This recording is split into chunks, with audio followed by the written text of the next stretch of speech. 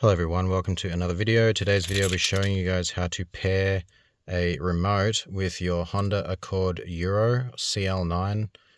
This is, I think, like a 2000 and something to 2006, 7, something like that. CL9, you guys should fucking know what car you've got. Anyways, key. Stick it in here.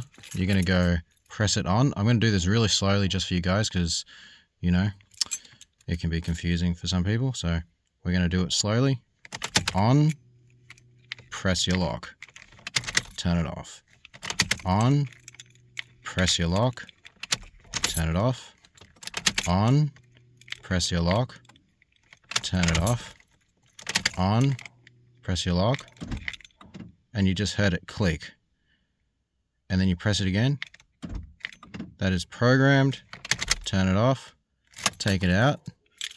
Now, when you press your key, it should work. Just like that. That is locked. That is unlocked. And this is your trunk boot button. You just press that and you hold it and it'll open up the trunk or the boot, whatever you call in your country. So yeah, that is how you program your key remote, guys, to a Honda Accord Euro CL9.